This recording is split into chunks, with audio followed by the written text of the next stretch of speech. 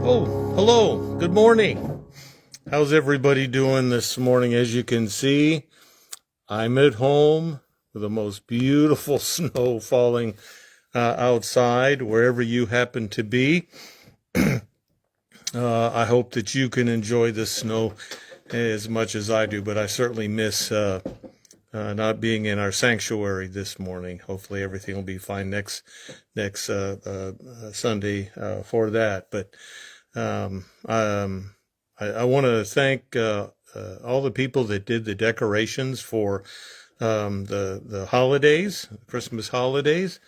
Um, it'd be okay with me if we left the decorations, the turkeys out front and the trees and everything all year round. But I guess we have other things to celebrate. I just found out the other day what a flocked Christmas tree was. Um, there we go. And anyway, my phone kind of cut out for a moment, so hopefully this will work out. If I hesitate, it may be because it's my connection's coming and going. But yeah, flocked Christmas tree. Never heard of that before. If I had, I never really noticed what it was. But a frosted Christmas tree has like a little, very light snow, icy covering to it, a frozen look. But a flocked Christmas tree is kind of weighted down with snow. And I know historically people would put cotton balls on the tree to simulate snow. I've got two evergreen trees in front of my home here, and it's kind of getting weighted down with snow, which to me is a very beautiful, beautiful thing. But again, thank you for all those that make all of our uh, holiday events as wonderful as they are.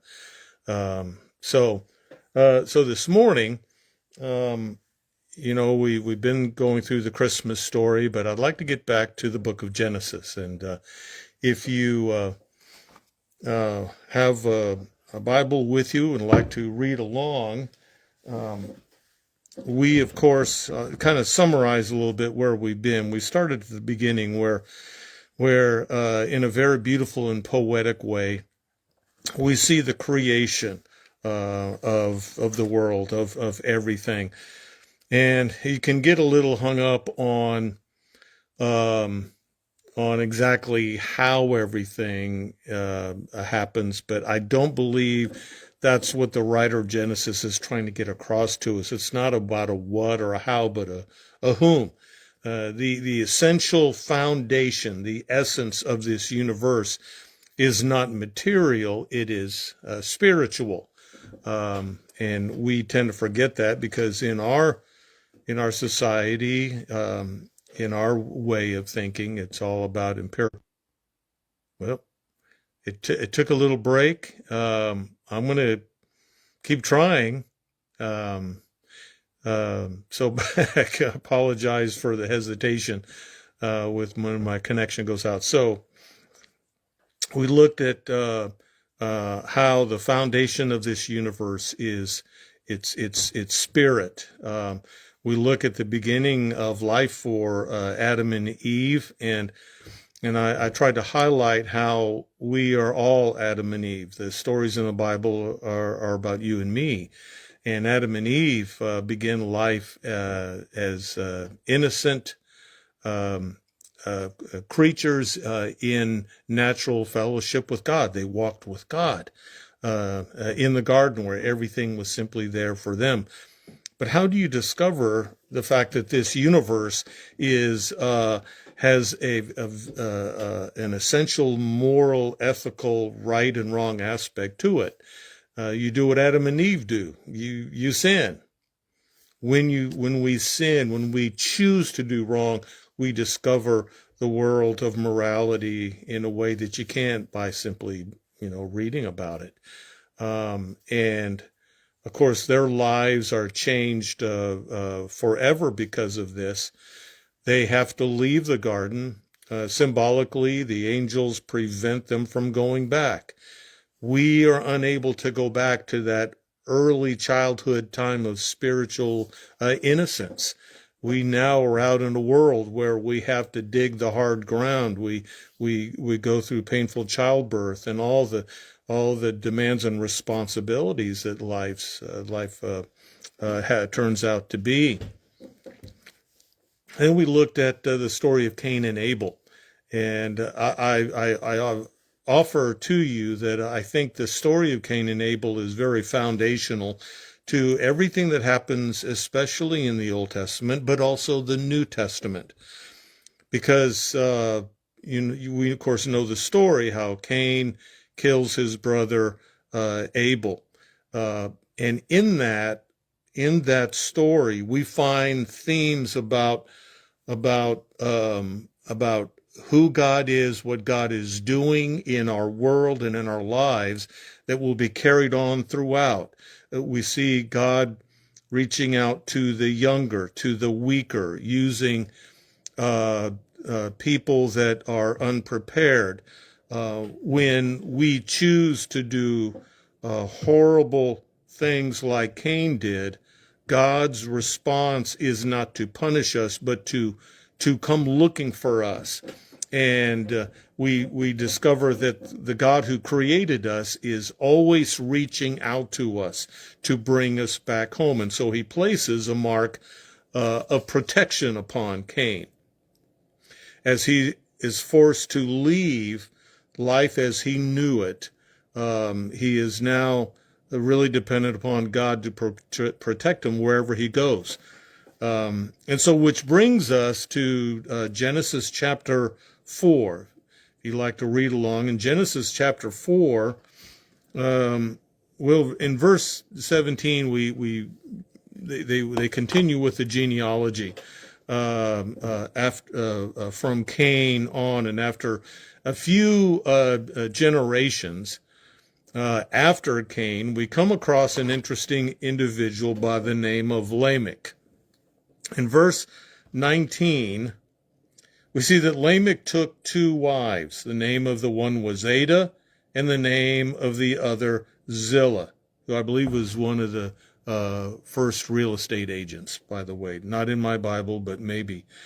Adah bore Jabal. He was the ancestor of those who live in tents and have livestock. They were Bedouins. Even to this day, if you go to the Holy Land and you're driving around Israel, you will see in the distance black tents with people, with goats and sheep or whatever, even to this day. And people have been living like this for thousands of years. Zillah bore Tubal-Cain, who made all kinds of bronze and iron tools, the first blacksmiths. The sister of Tubal-Cain was Naamah.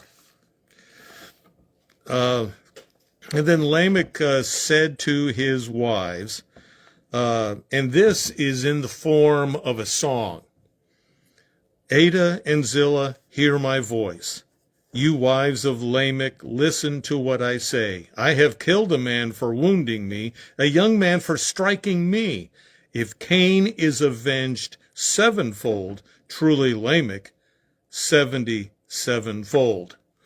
Now, this is a very unusual Bible passage, but whenever I come across something like this, I think, why is it here? The writer of Genesis, I think God wanted him to, or whoever was involved in this, to include this story about Lamech. And what we see is him, of course, asking his two wives to sing a song glorifying him and how much God is prepared to do for him, even in contrast to Cain. Probably for generations, they've been singing songs about their famous ancestor Cain, and Lamech stands up, I think, to kind of take his place. But I think there is something really important going on here that we need to consider, and it's about why is Lamech presented at this point with a song that is lifting him up in such huge terms. I think, one of the interesting things about him is that I believe this is the first reference to polygamy. This is the first time we have somebody with more than one wife. And of course, this becomes somewhat of a norm throughout especially the Old Testament. And, and he is noted for having more than one wife, and he is encouraging them in this song to praise him and lift him up. And I can't help but think, if you've got to encourage people to sing about you, what does that say about what you and who you are? Um, and it's just interesting. The other day, I was going through a box of things. I'm doing a little bit of house cleaning, and I came across this little friend here, if you can see her. But this was given to me many years ago, and it's been so long ago that I cannot remember who gave it to me. But I reached in and I picked it up, this beautiful young lady here. And when I picked her up, she goes, "You don't need a glass. Just go ahead and drink right out of the carton." I don't know if you could hear that. But she says, "Go ahead, drink out of the carton. You don't really need a glass." A new reversible drill. Oh, honey, it is just what I needed. Anyway, it keeps going on from there. There's several of these. Are you sure it's okay to wash this shirt? You've only worn it for a couple of days. Apparently, I've had a reputation in the past for not really understanding how women think. And so whoever it was thought, wow, that's exactly, this is the kind of woman I need in my life that understands I'm not going to get it. Lamech is one of these guys that I believe is so self-absorbed that he doesn't really get what he means to his wives and the kind of nature their relationship should be. But here Lamech is. He's the first one who's got a song, and it's like, as great as you think Cain was, I am many, many times even greater than that. And so I find myself thinking, what happens to somebody? First of all, how many wives could you have in those days? You could have literally as many as you could afford.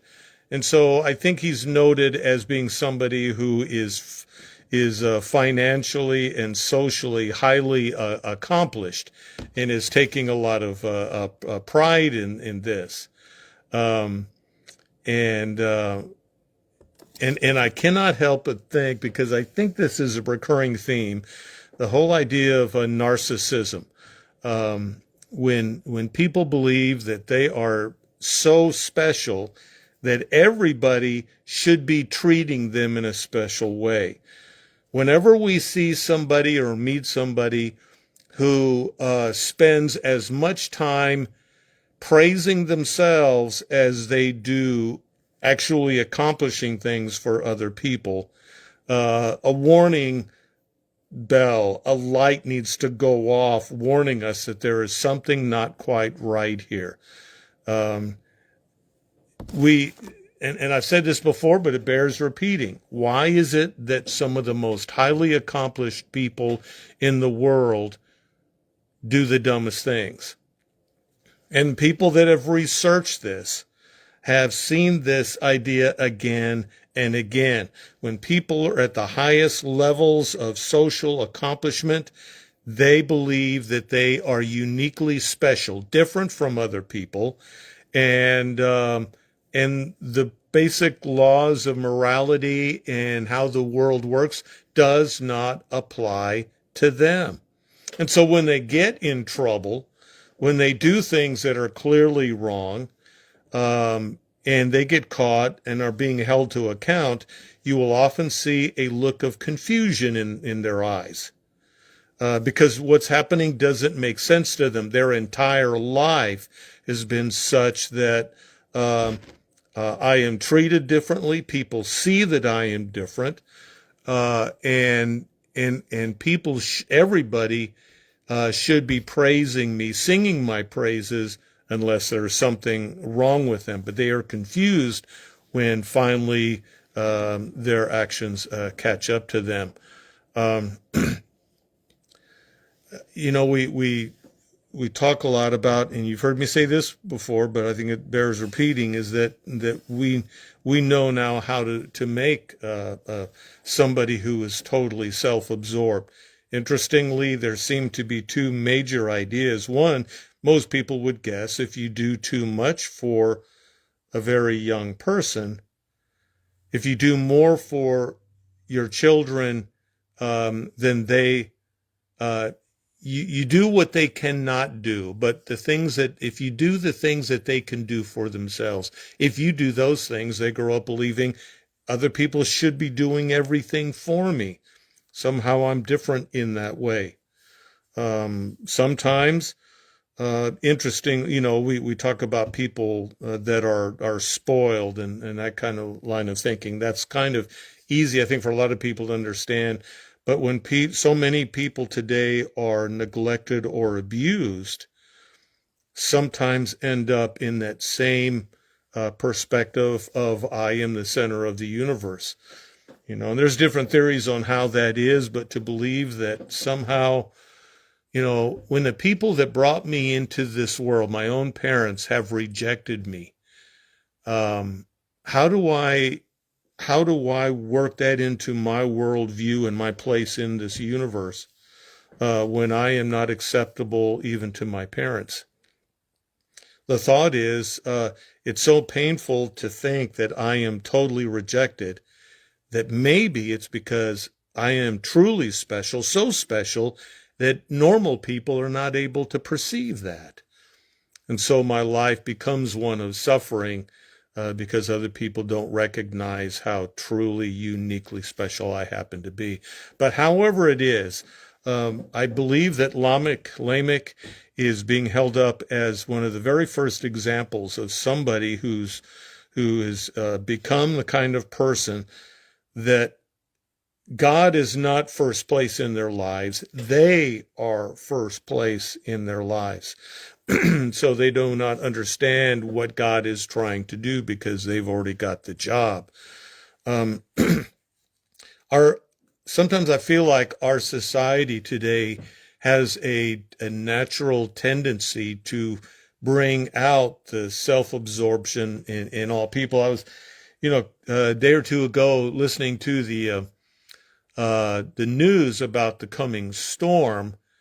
The reporters were talking about how we need to be careful, stay home if you can, be very careful driving. And at the very end of the report, the reporter says, you might even want to consider driving below the speed limit.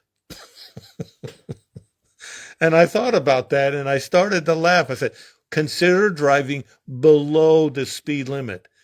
It's like we don't even pay attention to what words mean anymore, because our goal is whatever the rules say, we want to push that. What can we get away with? What is acceptable in my eyes and the eyes of everybody else, especially maybe if I don't get caught. But we get into this mindset that, if we can get away with it, then it's okay. If I can manage to do something and bear no consequences, it is the right thing to do. We do that with the way we drive. We do that with the way we do a lot of things in our lives. And we end up getting to this point where we raise ourselves high and lift it up. And when the day comes, we come crashing down. I was watching, and again, too, I don't think that people like Lamech make themselves. People that are in love, infatuated with themselves, get a tremendous amount of help from family and friends and from society. This New Year's Day, there are these tragic events this one man drives his truck in New Orleans and kills these people. This other fellow blows up a truck in Las Vegas. And I was listening again on the news. They were talking about these individuals, and they said we're searching really hard to find a motive, finding a motive for what they did. And I've heard this before, and I think that's something clearly we need to be when we analyze situations like this and people like this. But how often do you ever hear somebody say, we need to figure out what their motive is and how family and friends and society may have contributed to this? Because as long as I can keep my focus on them, then I don't have to be responsible in any way for the horrible things that happen. They are over there. I am over here. And so I'm not just here to shine a light on self-absorbed people like Lamech, but about those that maybe inadvertently have enabled them to become this self-focused, this selfish, if you will. And and then when I think about them, and for those that maybe have the insight to think, maybe I want to reorient my life. Maybe I shouldn't be the center of the universe. Maybe that's a job I really don't want to have. Maybe somebody else should have that job. Maybe even God. Yesterday I got my lunch and I sit down. It was at it was about noon. A lot of times I'll watch the news. I like to watch the local news while I eat my lunch. And being Saturday, there was sports on and stuff. There was no noon newscast. And so there I was with my lunch, and I'm flipping channels, and I came across, and I think it's called, on the Cartoon Network, there's a show called Super Friends, I think it is. And it's an old cartoon show that I think was on when I was a kid, but I never watched it. But all the superheroes, get together in their office, clubhouse, wherever, to talk about, I guess they go out and then they, to fight evil, and they figure out who's going to do what and whatever. And I'd never seen an entire cartoon on this show. And so I sat down, and it was about 5 minutes long. And so I'm eating and I'm watching, and this evil guy creates this ray gun that when he shines it on people, it makes their heads swell up, and they get like super smart with incredible abilities. And he's about to use a big dish to shine it on everybody in Metropolis and create a city full of super smart, powerful people. And when the Super Friends find out about it, they have a meeting. And if I recall, I think Batman is kind of leading the discussion, and they figure, okay, we've got to go stop this guy. And he goes, I think it's pretty obvious this is a job for Wonder Woman and Batman. I don't think he mentions Robin, who's standing right there. And so the three of them go, and of course, they have troubles and difficulties. They get caught, and they have to escape and everything. And of course they end up eventually defeating the bad guy. And I thought, while they were talking about how they were going to deal with this evil and who's appropriate, who is standing right there but Superman? And I'm thinking, you could have just said, hey, Superman, we'll give you 5 minutes, go take care of business and come back, and we'll go about doing whatever it is we normally do. And I thought, he's Superman standing right there, and they don't even mention his name.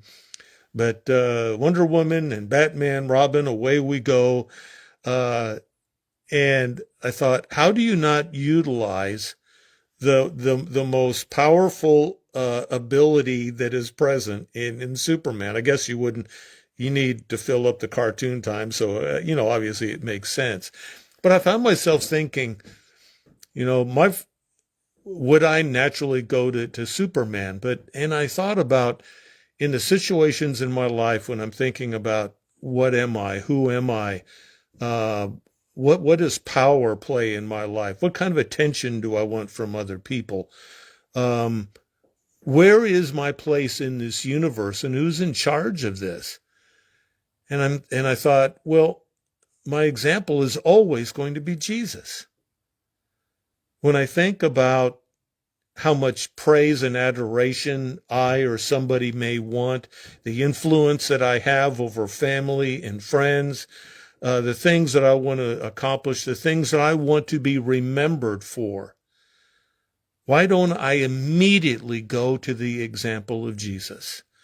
Now, Lamech didn't have the stories about, all that Jesus said and all that he did like we do today, but we can see maybe how it begins. But we have this incredible gift of Holy Word and what Jesus said and what he did, and as an example for us to be the kind of people that are dedicated to God's kingdom, to his family, maybe even to the point where I could do something for somebody else and never worry about who gets credit for it. The exact opposite of somebody like Lamech, who dedicates his life to getting the praise of others.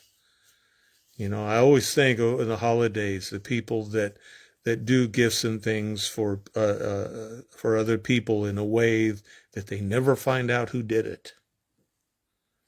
And when you do that, who do you thank? You thank God. And maybe that's where it belongs. Well, I thank you to those that are able to watch us. Hopefully we'll be in our Sanctuary Sunday week from today. Let's close with a word of prayer. Heavenly Father, I want to thank you for all the ways that you use our ministry at Salem Church. I truly believe that the ministries, the things that we do reach farther than we will ever know. And so we thank you for those opportunities that you give us. I pray for those that are really hurting and suffering today.